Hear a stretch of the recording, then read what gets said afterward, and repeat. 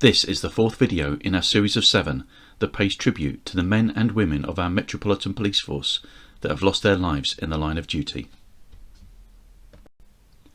There are 21 police memorials in the London area, and we will look at each of them in chronological order, 3 per video. If I have missed any that you feel should be included, please accept my apologies and let me know in the comments.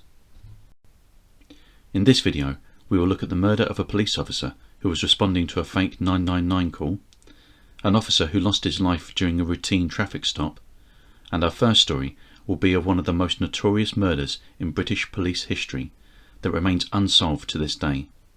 This is the murder of PC Keith Blakelock.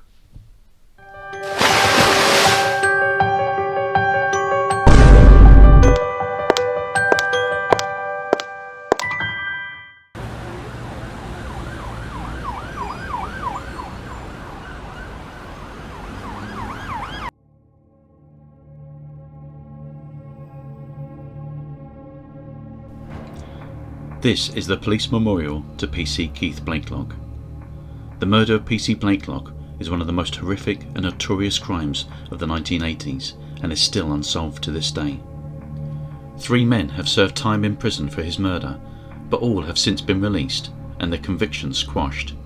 The memorial is unusual in that it is nowhere near the site of PC Blakelock's death, but rather is situated 3 miles away in his usual patrol area on Muswell Hill. It was on the night of the 6th of October 1985 that PC Blakelock met his death in truly horrific circumstances on the Broadwater Farm Estate in Tottenham, North London, and it would become one of the most notorious murders in British history. The day before the murder, an incident occurred that would spark a riot on the Broadwater Farm Estate. A 49-year-old black woman, Cynthia Jarrett, had a heart attack when her home was raided by police looking for her son, suspecting him of keeping stolen goods. The tragic death of Cynthia Jarrett sparked protests against police brutality on the estate, which soon changed from protests into full-on riots when the police appeared to restore order. Fires were lit around the estate and the fire brigade were called. The police units in full riot gear were assigned to protect the firemen as they attempted to extinguish the fires. PC Blakelock, a 40-year-old married father of 3 young boys, was one of those officers. A mob attacked the police unit and PC Blakelock lost his footing in the chaos of the attack and fell and was swarmed by the crazed mob, possibly as many as 50 strong, hacking and beating him as he lay on the ground. The post-mortem told of horrific injuries, as many as 43 stab wounds, some inflicted with a machete, and stated that there was the belief that an attempt was made to behead him. Once news of the murder of PC Blakelock reached the estate, the situation started to calm down as the Met Police launched their murder investigation, sickened and angered by the death of one of their own. 3 men would eventually be arrested and charged with PC Blakelock's murder. Engin Raghip, Mark Braithwaite and Winston Silcott would all be convicted of the murder and jailed in 1987, but released 4 years later when the convictions would be ruled unsafe when there were flaws found in the police investigation. Winston Silcott had previously spent 18 years in prison for the murder of a man at a house party and was out on bail at the time of PC Blakelock's death. A 4th man, Nicholas Jacob, would later also be arrested in 2014 and charged with the murder, but he too would be acquitted. To date, there has not been a successful conviction for the murder of PC Blakelock, and the Met Police remain committed to gaining justice for the officer and believe that members of the murderous mob are known on the estate and continue to appeal for information.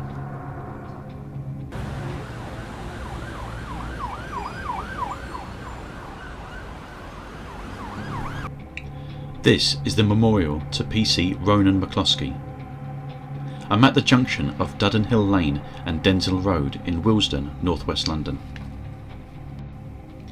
PC McCloskey was 25 years old when he lost his life during what should have been a routine traffic stop during his night shift. It was the evening of the 9th of May 1987, and PC McCloskey, who had only been with the force for a few months, was on his first night duty. He stopped a car on Willesden High Street on suspicion of drink driving and attempted to perform a breath test on the driver. The driver ran off and then ran back to his vehicle and attempted to drive off at speed. PC McCloskey grabbed the steering wheel and was dragged about half a mile down to the junction of Duddon Hill Lane and Densell Road, where he was thrown from the car and fatally injured. The driver, Wayne Waterman, was convicted of the manslaughter of PC McCloskey and served 6 years in prison.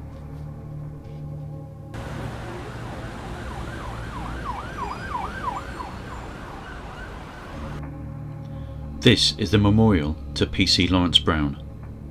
I'm in Pownall Road, Hackney, East London, and I'm here to pay tribute to an officer killed in the line of duty when answering a fake 999 call. It was the evening of the 25th of August 1990, and PC Brown had been with the force for 9 years and was on night duty with a colleague when a 999 call came in reporting that a man was trying to break into a car in Pownall Road. The officers responded, and as they got out of their car in Pownall Road, they were approached by a man carrying 2 shotguns, who immediately shot PC Brown in the chest at point blank range. It was a 20-year-old man, Mark Gaynor, who made the fake 999 call and who shot PC Brown. Gaynor had decided he wanted to kill someone that night and made the call for the sole purpose to lure the police down to Pownall Road and kill the first one he saw. PC Brown was 28 years old, married and with a 4-month-old daughter. Mark Gaynor was arrested a few days later, charged, convicted and jailed for life for the murder of PC Brown. He committed suicide a few days after being sentenced in his cell at Wormwood Scrubs Prison. Thanks for watching. In our next video we will look at a murder in Covent Garden which remains unsolved to this day. A double murder where the officer involved was simply in the wrong place at the wrong time, and a horrific story of an officer who became the victim of a serial killer.